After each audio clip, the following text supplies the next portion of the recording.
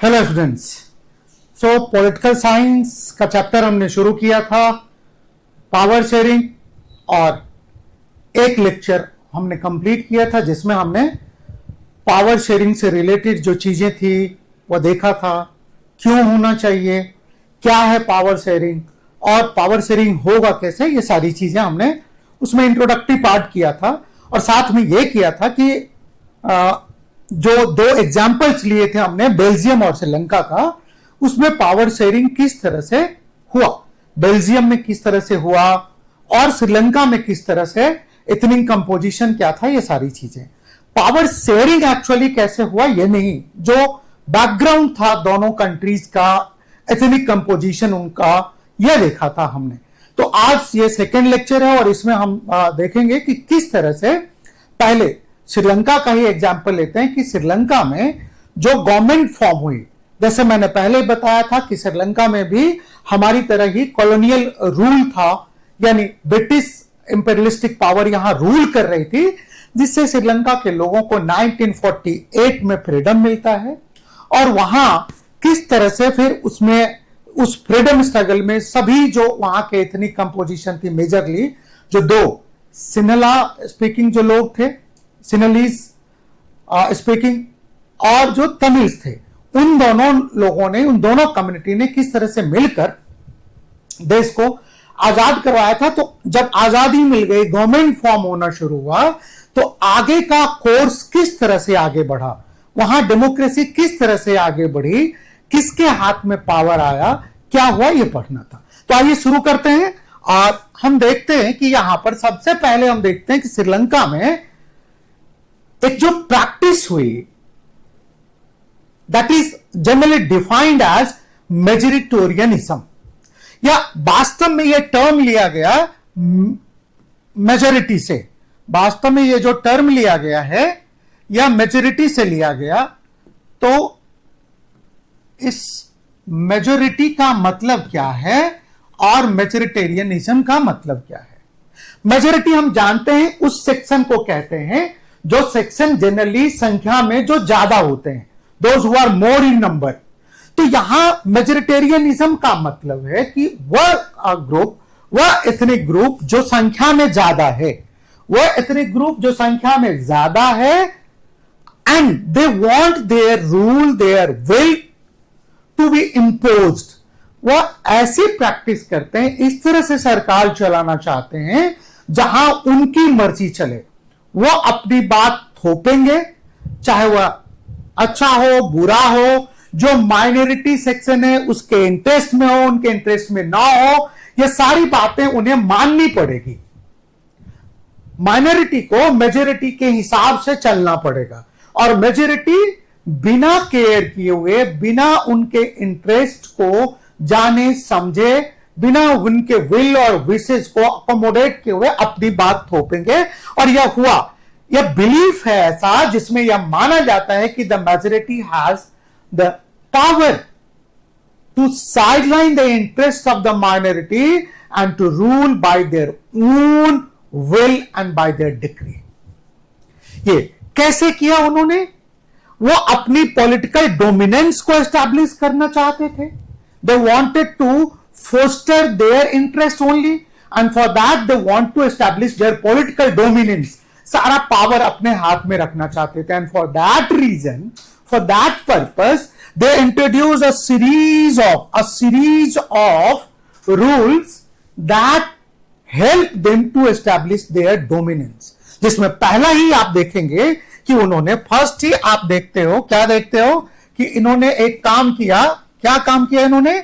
सबसे पहला कि इन्होंने सबसे पहला कि सिनला को, वहां का सिनला को, सिनलीज को उन्होंने वहां का ऑफिशियल लैंग्वेज बना दिया।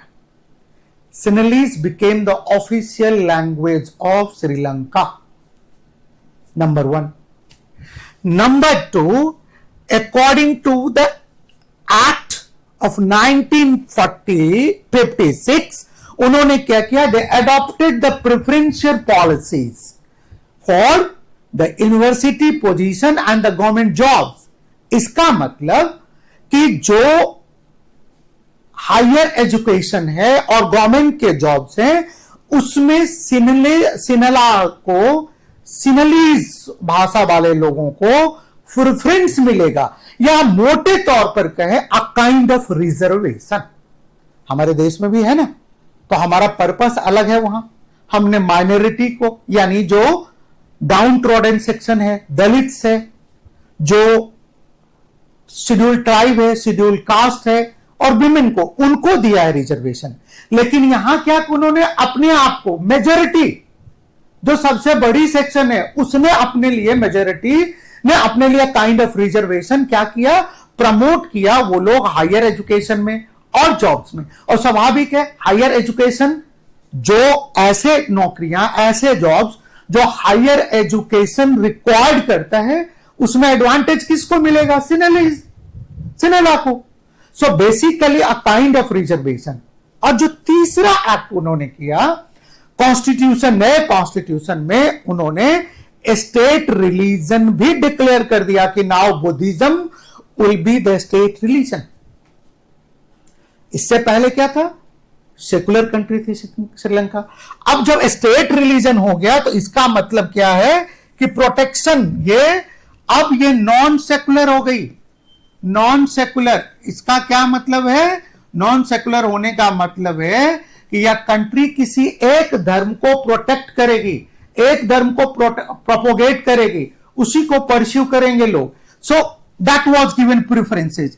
ऐसे कंट्रीज को जो नॉन सेकुलर है उसको कहते हैं थियोक्रेटिक स्टेट। जो कंट्री किसी भी धर्म को, एक धर्म को प्रमोट नहीं करती, उसको सेफगार्ड नहीं करती, उसको प्रोटेक्ट नहीं करती, जैसे इंडिया है, जैसे यूएसए है, जैसे ब्रिटेन है, तो ऐसे कंट्रीज को हम कहते हैं सेकुलर कंट्रीज। लेकिन वो कंट्री जहां एक पार्टिकुलर रिलीजन को प्रोटेक्ट किया जाता है, उसको प्रमोट किया जाता है, वो नॉन सेकुलर, जिसको हम थियोक्रेटिक कहते हैं, वो हो गया। तो इसका मतलब सीधा सीधा अब श्रीलंका में क्या था कि एक वर्ग, एक क्लास, दैट इज मेजोरिटी, उसका पॉलिटिकल डोमिनेंस है, उनके पास पावर है, उनके पास सत्ता है, उन्हीं के धर्म को प्रमोट किया जाएगा, उन्हीं के बच्चों को, उन्हीं भाषा के लोगों को हायर एजुकेशन और जॉब्स में उनको रिजर्वेशन मिलेगी, यानी प्रमोशन मिलेगा, और उन्हीं के लैंग्वेज को स्टेट रिलीजन डिक्लेयर किया गया, यानी सभी एग्जाम्स वगैरह जनरली उसी लैंग्वेज में लिया जाएगा। So that was largely a discrimination, that was largely a kind of discrimination. अब इससे क्या इंपैक्ट पड़ा सोसाइटी में, वो लोग जो सोसाइटी में, वह सेक्शन जो माइनॉरिटी में, यानी खासकर तमिल्स, उसके ऊपर क्या फर्क पड़ेगा, what impact shall have on minority यानी Tamils, how would they feel now. स्वाभाविक है उनको खराब लगेगा। देखिए किस तरह से कि अब जो तमिल्स है, they became frustrated, they had a feeling of alienation, कि वह अब तो राज्य का पार्ट ही नहीं है, हिस्सा ही नहीं है। They are now shocked. अभी उन्होंने फ्रीडम स्ट्रगल में एक साथ कंधे से कंधा मिलाकर, they together stood by the Sinhalas, they fought for the liberation of the country. Now they are deprived of all the facilities, all equality any, they are discriminated. They went to all political parties by and large, seeking their help in understanding their position. उनकी बात को समझने के लिए, उनके बात को सुनने के लिए सबके पास गए, एक एक करके सब, लेकिन they found largely all political parties were insensitive to their demands, to their rights, to their equality, to their liberties, to their language, to their religion, वो सब insensitive थे। They were not ready to address their grievances। और इसके पीछे logic था। अब आप सोचिए कि तमिल्स, जहां तमिल्स जो है, तमिल्स मात्र 13%, 18% है, दोनों मिला के हम देख ले तो 18%, और जो सिन्नल्स हैं, सिन्नलाज, ये है 74%। अब आप सोचो कि कोई भी पॉलिटिकल पार्टी या लीडर इस 18% के लिए 74% को क्यों नाराज करेगा, या उससे क्यों क्या कहते हैं, एक नाराजगी मोल लेगा बेवजह। क्योंकि अल्टीमेटली डेमोक्रेसी में खेल तो वोट का है, जिसको ज्यादा परसेंटेज ऑफ वोट मिलेगा सबसे ज्यादा वो जीतेगा। तो अगर ये 18% के इंटरेस्ट को प्रोटेक्ट करने की बात करेंगे तो 74% वाला तो उनसे नाराज होगा, स्वाभाविक सा, बहुत सिंपल सी बात है कि 74 वाला नाराज होगा। तो वो उनको नाराज करके क्या, वो कभी इलेक्शन में जीतेंगे ही नहीं और कभी पावर में नहीं, सत्ता में नहीं आएंगे। So and political party contest to hold power, वो अपनी आइडियोलॉजी को प्रमोट करने के लिए they contest election to hold power. So वो क्या करेंगे, they will not, the Sinhalas will not support Tamils demand, और यही हुआ। दे वर ऑल इनसेंसिटिव। सो क्या हुआ, इवन कॉन्स्टिट्यूशन ने उनको इक्वालिटी का राइट नहीं दिया, ये छीन लिया सारी चीजें, डिस्क्रिमिनेशन जॉब्स में, एजुकेशन में, लैंग्वेज में, कल्चर में, everywhere. The Tamils did not have equality, their language was not promoted. They were religiously discriminated now. They had not equality in getting jobs and higher education. So everywhere, in every respect, they were discriminated. हर जगह उनको discrimination झेलना पड़ रहा है। So क्या करेंगे Tamils? Tamils now began to feel frustrated. And in that frustrations, they decided to foster to promote their demand. उसके लिए they launched political parties, they formed many organizations, several organizations they formed. उन्होंने अपने ही level पर अब अपनी demand को promote करना शुरू किया। उन्होंने पार्टीज फॉर्म की, स्ट्रगल किया, लार्जली अपने डिमांड्स को रखा, और दे अपने डिमांड्स के साथ उन्होंने सबसे पहला डिमांड रखा कि उनकी language. Now after forming political parties and groups, organisations, they began to promote their demands one by one. पहला डिमांड, सबसे पहला डिमांड था कि आपने सिनलीज को आपने ऑफिशियल लैंग्वेज डिक्लेयर कर दिया, no issue, you did it well, but another official language के रूप में तमिल्स को आप रिकॉग्नाइज कीजिए।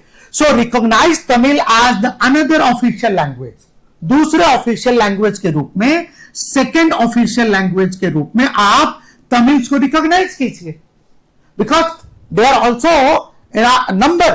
आपको पता है कि हम इन्हीं चीजों को ध्यान में रखकर इंडिया में आप देखेंगे बढ़ते बढ़ते इंडिया में जो लैंग्वेजेस की, शेड्यूल्ड लैंग्वेजेस की संख्या है, शेड्यूल्ड लैंग्वेज जो हमारे कॉन्स्टिट्यूशन के 8th शेड्यूल में है, 8th शेड्यूल में है हमारे यहां जो शेड्यूल लैंग्वेजेस, उनकी संख्या 22 हो गई है, 22 है। हमारे देश में 2 ऑफिशियल लैंग्वेज है, ऑफिशियल लैंग्वेज है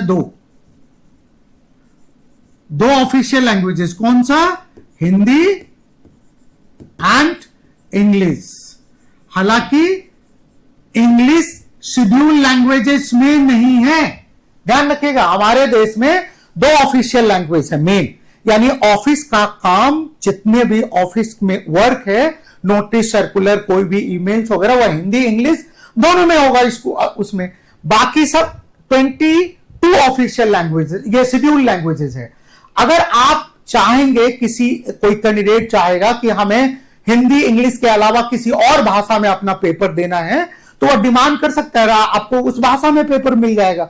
बट बाई एंड लार्ज या एग्जाम देने तो ऐसा हो सकता है, लेकिन by and large 2 official language है और 22 शेड्यूल लैंग्वेजेस है, regional languages.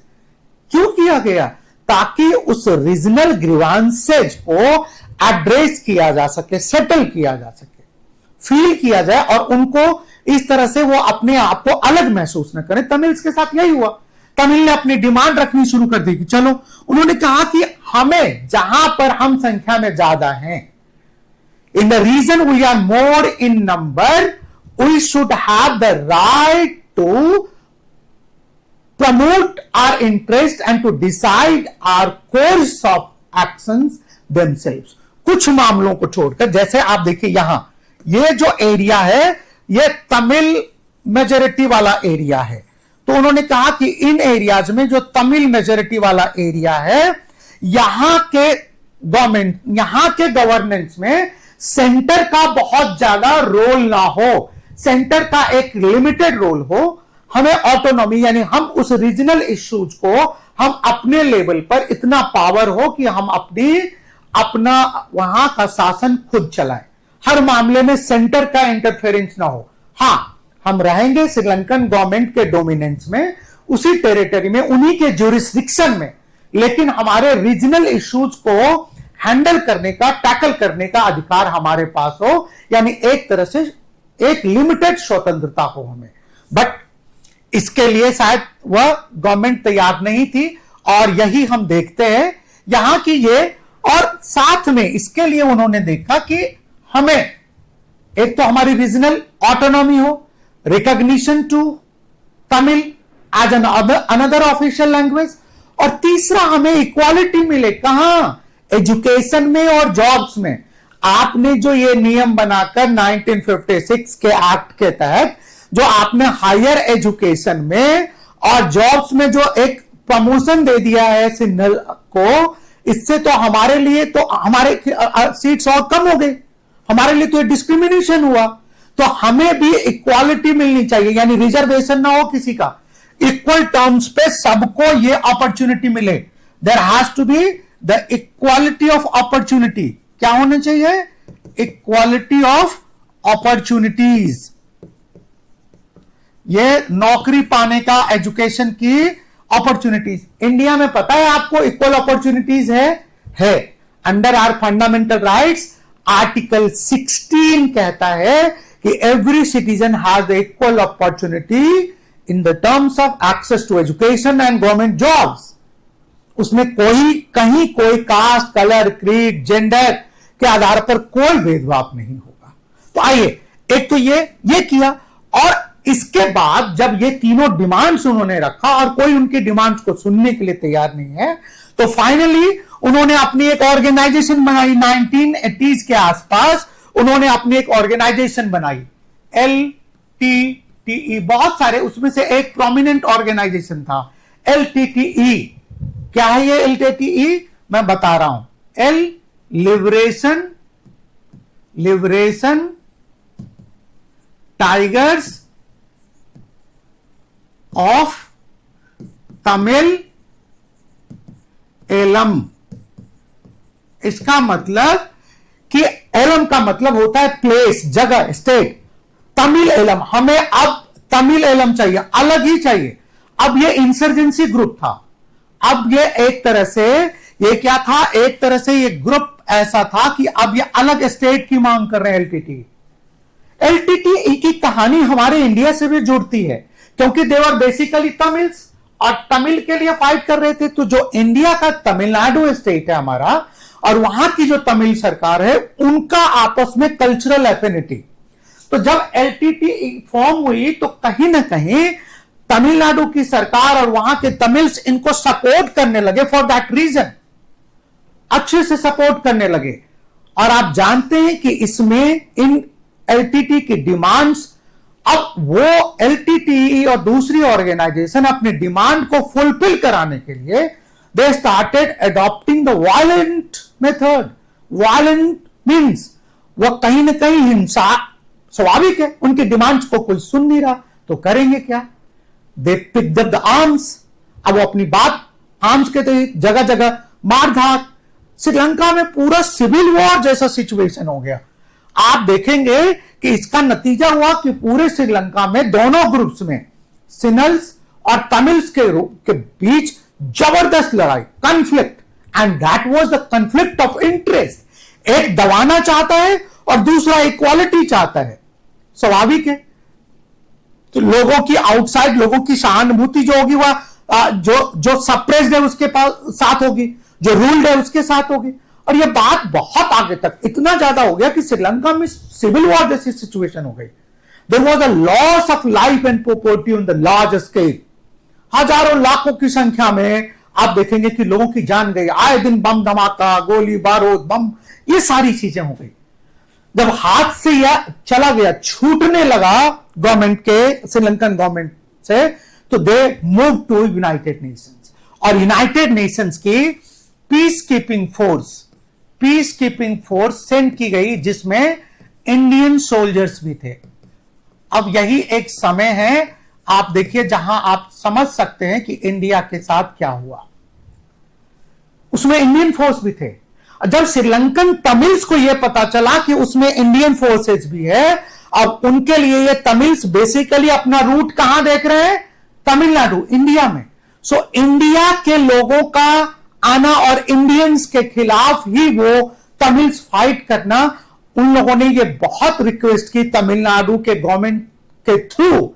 The then prime minister, उस समय जो हमारे देश के प्राइम मिनिस्टर थे श्री राजीव गांधी, उनसे बहुत रिक्वेस्ट की कि ऐसा ना हो, इंडिया को रोके। बट ये इंटरनेशनल इश्यूज था, यूनाइटेड नेशंस का दबाव था, यूनाइटेड नेशंस की पीस कीपिंग फोर्स का हिस्सा थी हमारी ट्रूप्स, ये कैसे हो सकता था? भेजा गया, वहां मामला शांत हुआ, लगा 5, 6, 7 महीने लगा ये चीजें शांत हुई। लेकिन आपको पता है कि इसी दौरान, इसी चीज के कारण, इसी जो इंडियन गवर्नमेंट ने उनको सपोर्ट नहीं किया, इसी के कारण राजीव गांधी जी की हत्या कर दी गई। उन्हें अपना जान देना पड़ा, गंवानी पड़ी अपनी जान, क्योंकि उनको लगा कि गवर्नमेंट हमारे साथ खड़ी नहीं हुई, हमें सपोर्ट नहीं की, रादर हमें दबाने आ गई थी और उनकी जान चली गई। आपको याद होगा 21 मई 21 मई, ये 21 मई 1991 का दिन था। इलेक्शन की रैली को संबोधित करके वो आए थे और फिर उनकी जान गई थी। आप देखेंगे कि उनकी लाइफ गई थी। तो कुल मिलाकर चीजें जो अगर आप देखा जाए तो ये साफ समझ में आता है कि ये क्या था, कैसे था, सारी चीजें। आइए हम आगे देखें कि किस तरह से आगे चीजें होती है। ये एक तरह से ये सारी चीजें और ये लड़ाई, ये सारे झगड़े, उनका सोशल, इकोनॉमिक, कल्चरल सारा लॉस था और ये चलता रहा 2009 तक। बाद में भी छीटपूट घटनाएं मिलती है। मैं एक बात यही बता दूं आपको कि अगर ये सिविल वॉर जैसी सिचुएशन नहीं होती श्रीलंका में, तो हालांकि श्रीलंका बहुत डेवलप है हमारे आसपास की कंट्रीज में। हालांकि अभी रिसेंटली 1.5-2 साल से श्रीलंका को सेटबैक लगा है, लेकिन श्रीलंका बहुत बेहतर कंडीशंस में होती, और बेहतर कंडीशंस में। लेकिन because of the civil war, internal disputes and conflict, Sri Lanka could not do much well. आइए आगे देखते हैं कि क्या हुआ। अब आप देखिए कि बेल्जियम ने किस तरह से चीजों को लिया। मैंने कहा जिस तरह से आपने श्रीलंका में देखा रिजेंटमेंट, बेल्जियम में भी वैसा ही रिजेंटमेंट था। थोड़ा बहुत गुस्सा बेल्जियम में भी था, और गुस्से का कारण क्या था कि बेल्जियम में जो 2 मेजर सेक्शंस थे, डच वर्सेस जो फ्रेंच थे, ये आप देखिए, ये दोनों थे। डच की संख्या पूरे देश में ज्यादा थी, डच वर इन मेजोरिटी, जबकि फ्रेंच वर इन माइनॉरिटी। लेकिन फिर भी फ्रेंच जो थे वो ज्यादा पावरफुल थे, उनके पास ज्यादा शक्ति थी, सुरक्षा थी, डेवलपमेंट था, एजुकेशन था उनके पास। और डच को यह कभी नाकाबिले बर्दाश्त था। They could not sustain it, they could not understand it कि भाई कैसे हम लोग we are more in number and we are still powerless. हम डिफिशिएंट ऑफ पावर है, एजुकेशन नहीं है हमारे बग में, हम पिछड़े हैं, बैकवर्ड है। That was the reason of resentment. तो ये रिजेंटमेंट बढ़कर एक वायलेंट रूप ले, एक कंफ्लिक्ट पैदा करे, इससे पहले बेल्जियम के लोगों ने इस प्रॉब्लम को समझा and they try to resolve it. कैसे किया? बेल्जियम ने अपने कॉन्स्टिट्यूशन में फ्रॉम 1970, ये देखिए 1970 से लेकर 93 के बीच में द 4 टाइम्स इन्होंने 4 टाइम्स अपने कॉन्स्टिट्यूशन में सुधार किया। एक बार सुधार करते, एक बार चेंज करते, अमेंडमेंट करते, फिर कुछ रह जाता, फिर दूसरे बार करते, फिर उसमें कुछ लगा वक्त के साथ के कुछ और करने की, फिर तीसरी बार और लगा। ऐसे करते हुए क्रमशः करीब करीब रिस्पेक्टिवली रिपीटेडली उन्होंने 4 बार कॉन्स्टिट्यूशन को बदला इन बिटवीन 1970 टू 1993। और उसके बाद जो उन्होंने अमेंडमेंट किया, जो मॉड्यूल लाया कॉन्स्टिट्यूशन का, जिसमें उन्होंने पावर शेयरिंग जो अरेंजमेंट की, वह तो नायाब था। That was fabulous. हालांकि आउटवर्डली ऐसा लगेगा कि बहुत खिचपिच है, बहुत कॉम्प्लेक्स डिवीजन ऑफ पावर है, but that is working out well there. Work out कर रही है वहां, दैट इज वर्किंग वेल, वो बहुत अच्छे से काम कर रही है and the people are happy over there. So कैसे किया, आइए कि इस तरह से क्या किया वहां के कॉन्स्टिट्यूशन में कि अब सभी वर्ग आपस में हार्मोनियसली सभी अच्छे तरीके से रह रहे हैं। तो सबसे पहला उन्होंने क्या किया कि जो पूरे देश में, देखिए आपको मैं एक चीज बता दूं कि बेल्जियम की सरकार जो फॉर्म हुई वहां पर जो लेवल्स ऑफ गवर्नमेंट है वो इस तरह से है। आप देखिए ये एक है, दिस इज सेंट्रल गवर्नमेंट,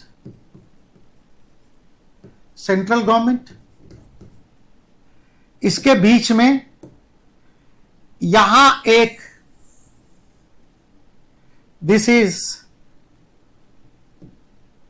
ये है आपका कम्युनिटी गवर्नमेंट,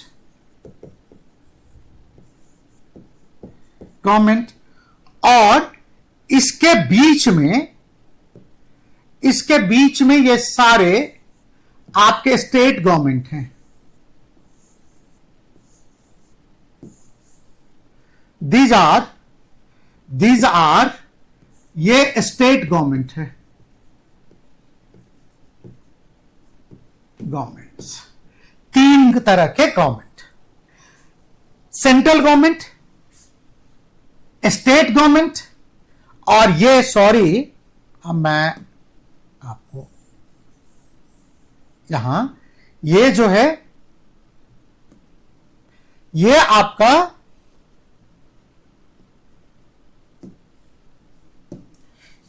है capital government, this is capital government.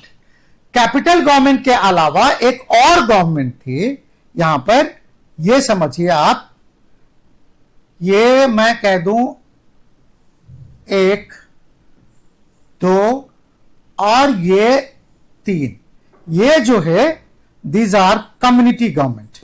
थोड़ा सा देखकर आपको पसीना छूट सकता है, थोड़ा सा लग सकता है कि क्या क्या कर दिया, बट समझने की बात है।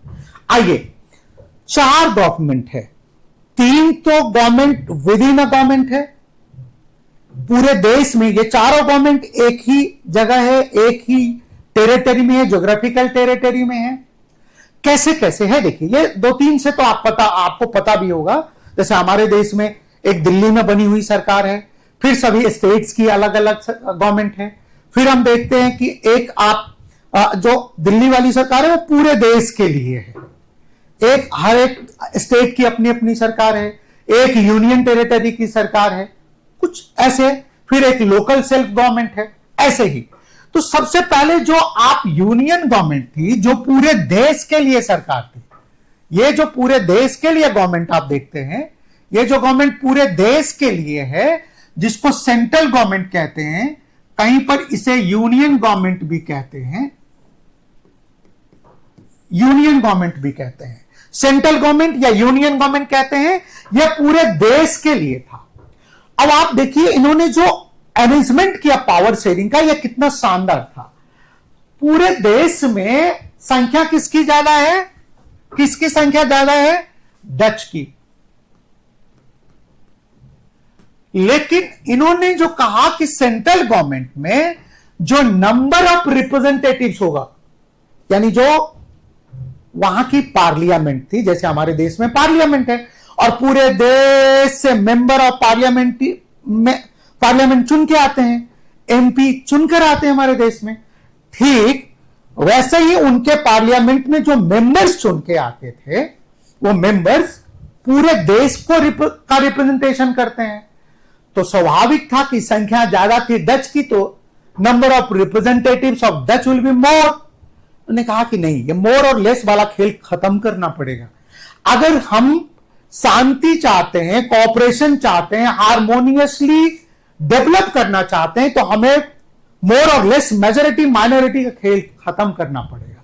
तो शुरुआत किया सेंट्रल गवर्नमेंट से कि डच मेजोरिटी में होते हुए भी इन्होंने क्या किया कि सेंट्रल गवर्नमेंट में डच के numbers, Dutch equal to French, दोनों की जो संख्या होगी, डच की और फ्रेंच की, दोनों की संख्या बराबर होगी। ध्यान रखिए, यहां पर जो डच के और फ्रेंच की संख्या,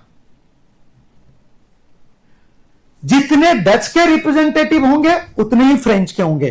कहने का मतलब, सपोज कीजिए कि यहां टोटल 400 सीट्स है पार्लियामेंट में, 400 सीट्स है वहां के पार्लियामेंट में, लेजिस्लेचर में, वहां के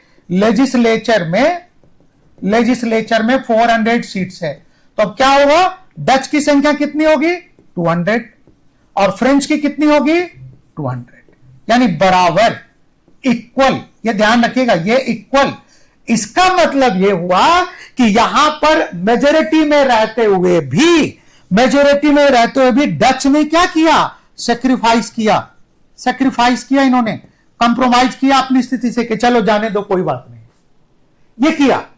दूसरा, उन्होंने जो आप एक और काम किया, देखिए, एक तो ये इक्वल कर दिया, दूसरा जो किया कि अब कोई भी नॉर्मल जो कानून है, लॉ है, चलो वो मेजोरिटी पर, ये 400 का जो मेजोरिटी है, मेजोरिटी से पास कर दो। मेजोरिटी का मतलब होता है कि मोर देन हाफ। अब इसका मतलब यह है कि यहां 400 सीट है, तो इवन नंबर हो तो डिवाइडेड बाय 2 + 1, यानी 201। जिसको इतने मत से वह बिल पास कर दो, कानून बन गया। नॉर्मल, ऑर्डिनरी, जैसे इंडिया में भी होता है। दोनों कम्युनिटी में टोटल जो सीट्स है 400, उसमें से सपोज किया मैंने, ये है नहीं, ध्यान रखिएगा, तो उसमें से 201 जिसके फेवर में आ गया, बिल पास हो गया। लेकिन कुछ ऐसे लॉज थे, ध्यान रखिएगा, स्पेशल, जिनको पास करने के लिए वहां के पार्लियामेंट में, बेल्जियम के पार्लियामेंट में, दोनों ही कम्युनिटी की मेजोरिटी अलग अलग होनी चाहिए। पहले क्या था, मान लो कि कोई बिल पास कराना है तो डच नॉर्मल है, तो डच का 200 हो गया, और फ्रेंच में से 10 भी आ गया तो हो गया मेजोरिटी, 1 भी आ गया तो हो गया मेजोरिटी। कुछ नियम ऐसे पास हो रहे थे। लेकिन जो कुछ ऐसे थे जिन पर स्पेशल अटेंशन, या जो उनके बहुत इंपॉर्टेंट होते थे, उनके लिए था कि दोनों सेक्शंस की मेजोरिटी अलग अलग होनी, यानी इसका भी मेजोरिटी होना अलग से और इसका भी मेजोरिटी होना अलग से, यानी डच का भी कम से कम 101 और फ्रेंच का भी कम से कम 101। ऐसे होगा तभी वह बिल पास माना जाएगा। टोटल में मेजोरिटी तो होना ही है, कि दोनों का मेजोरिटी अगर निकल गया तो टोटल का मेजोरिटी तो अपने आप होगा। तो कुछ ऐसे बिल थे जो कोई एक सेक्शन का 200 का 200, दूसरे का 5, 7, 10, एक भी आ जाए पास हो जाएगा। लेकिन कुछ ऐसे थे कि दोनों का मेजोरिटी होना चाहिए, ऐसे किया। तीसरा, बहुत सारे जो पावर थे, जो सेंट्रल गवर्नमेंट के पावर थे, अब ये स्टेट गवर्नमेंट है उनको दे दिया गया बहुत सारे powers. The powers were transferred to state government, central government की, क्योंकि स्टेट गवर्नमेंट्स में क्या था कि लोकल लोग अपने इश्यूज को ज्यादा बढ़िया से टैकल करेंगे। That's why this was formed and state was made more powerful now then previous. अब वो सबऑर्डिनेट नहीं था। नेक्स्ट देखेंगे कि state government was not under central government. Under का मतलब they were not being dominated, subordinate नहीं था। अब वो अब बराबरी का दर्जा रख रहा था। कुछ मामले को छोड़कर, जो इंटरनेशनल मामले थे उनको छोड़कर, फॉरेन अफेयर्स के मामले थे उनको छोड़कर ज्यादातर मामले में now they were not subordinate. Many powers of the central government were transfer to state government. तो ये हो गया।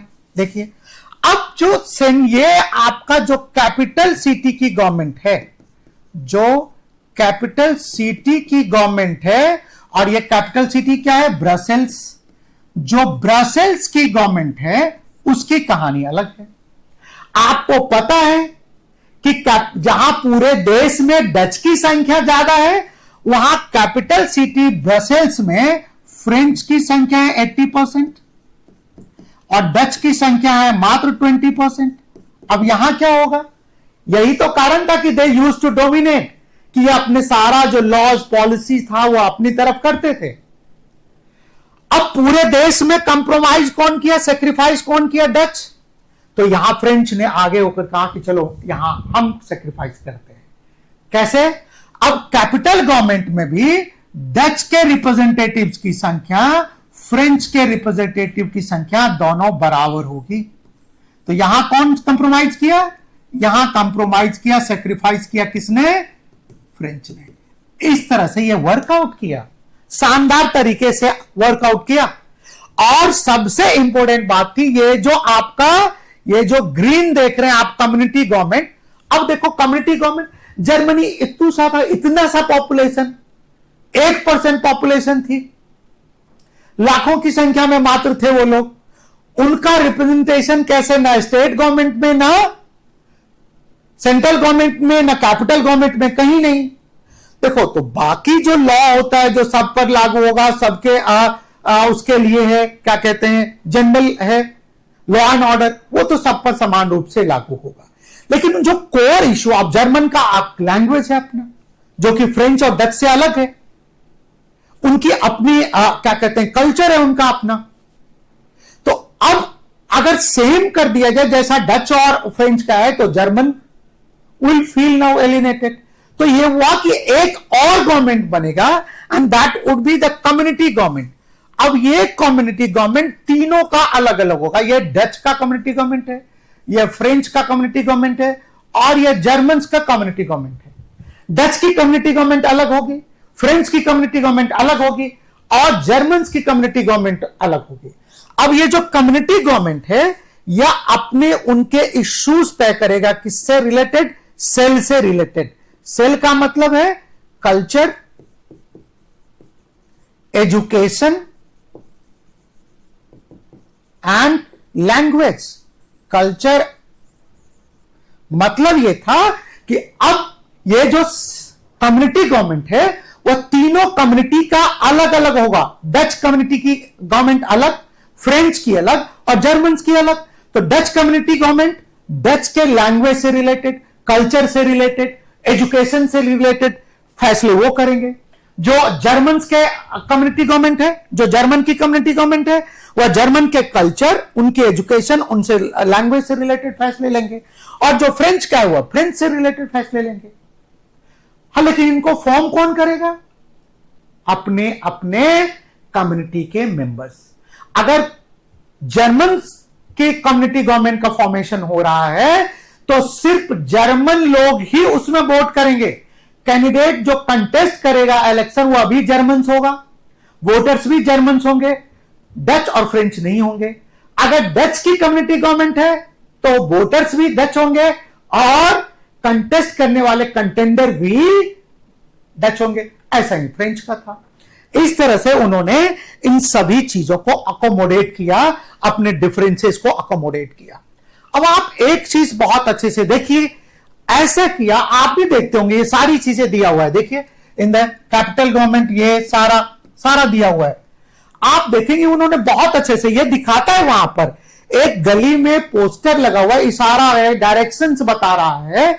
और ये आप देखेंगे कि ये दोनों, आप देखिए फ्रेंच में और डच में दोनों में लिखा हुआ है। वैसे ही जैसे इंडिया में हमने किस तरह से पावर शेयर किया, किस तरह से अकोमोडेट किया। देखिए रेलवे स्टेशन का एग्जांपल, सपोज कीजिए दिल्ली रेलवे स्टेशन पर आप देखेंगे, आप वहां हिंदी में भी प्लेटफॉर्म जंक्शन का नाम लिखा हुआ है, इंग्लिश में भी लिखा हुआ है और उर्दू में भी लिखा हुआ है। अगर आप पंजाब के किसी शहर में चले जाएंगे किसी रेलवे जंक्शन पर, तो वहां हिंदी में, इंग्लिश में और गुरुमुखी में, यानी पंजाबी गुरुमुखी जो स्क्रिप्ट है उसमें लिखा हुआ है। वेस्ट बंगाल में चले जाएंगे तो वहां लिखा हुआ है। जहां उस स्टेट की, जैसे यूपी की, कोई अपनी लैंग्वेज नहीं है, हिंदी, इंग्लिश और उनकी भोजपुरी कोई स्क्रिप्ट नहीं है, तो वहां क्या, उर्दू में लिखा मिलेगा। राजस्थान चले जाएंगे तो वहां हिंदी, इंग्लिश और उर्दू में लिखा मिलेगा। हरियाणा में चले जाएंगे तो हिंदी, इंग्लिश और उर्दू में लिखा हुआ मिलेगा।